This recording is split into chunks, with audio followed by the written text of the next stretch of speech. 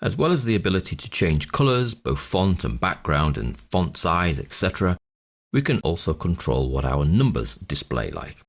By default, when you type a number in a cell, you get a plain number that is right aligned and displays as you've typed it effectively. So if we put decimal places, it displays the decimal places. If we don't, it doesn't. However, to maintain consistency of your spreadsheet, it would be useful to be able to format a cell for all numbers to be displayed the same. Taking our sales data, and we're using sales data C, we can see that it's already been formatted color-wise, but all the numbers are just default. There's no control of them at all. If we want to format the numbers, we do as we've done previously. We highlight the cells we would like to format, and then number formatting is controlled from this number group here. Now there are a number of keyboard shortcuts. The first of those is to assign a counting number format.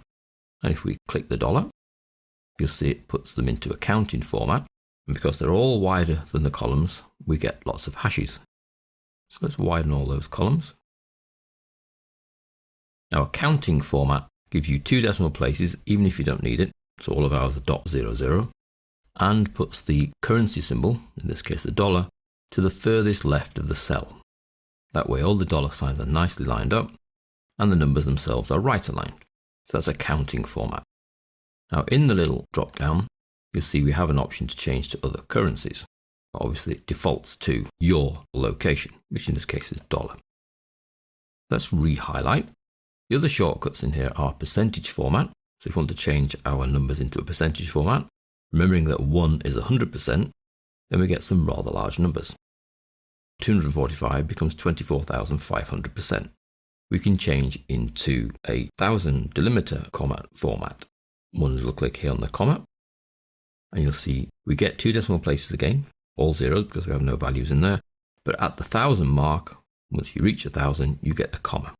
So again, when you reach 1,000,000, you get a comma at the million mark. We then have 2 other little shortcut icons here, one for increasing the number of decimal places and one for decreasing the number of decimal places. Now, if you have values in your decimal places, that will then start to round those values. So for example, if we replaced our 245 with 245.6749, you can see that it gets rounded to 245.67, but we can increase the decimal places and we get 675, increase again and we get 6749. So the actual number is still stored in the cell, and you can see that in the formula bar here, but the formatting can effectively cause some rounding in the display. So remove a decimal place, it gets rounded to 675. Remove another one, it gets rounded to 67. Remove another one, it gets rounded to 0.7. But the raw value is still 0.6749. So those are the shortcuts. We can control the decimal places of the selected cells. We can choose comma format, so you get a comma at the 1000 and at the million. Or we can choose percentage format, or we can choose accountancy format. Let's re-highlight all of these. If those shortcuts aren't enough for you, you've got more control over the number formats by going to the drop arrow here, where we've got general. That's the default. That's what you get when you first type in a cell. Numbers go to the right, no decimal places unless you've typed them. We have the number format, gives us 2 decimal places. We have a currency format and an accounting format. Now, as the display, they both look similar, except if we choose currency this time, you'll notice how the dollar signs are right up against the values, whereas in accountancy, the dollar signs are always on the left-hand side of the cell, so they're a little tidier. The accountancy goes dollar to the left, numbers right aligned. Currency, everything's right aligned, including the dollar sign, which is right up against the money itself. Now the other options here are for formatting date and time, and then we have percentages, and then we've even got fractions, so you can display your value as a fraction, or scientific notation, which we saw a lot earlier.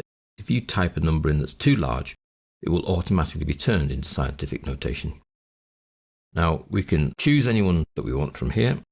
For example, I choose the number one. You get 2 decimal places, and I can use these little icons for increasing or decreasing those decimal places. Or we can click this little option here, which will open up a number format dialog box.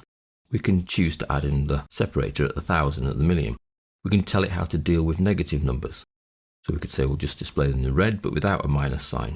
Leave them in black, put brackets around them. Or display them in red and put brackets around them.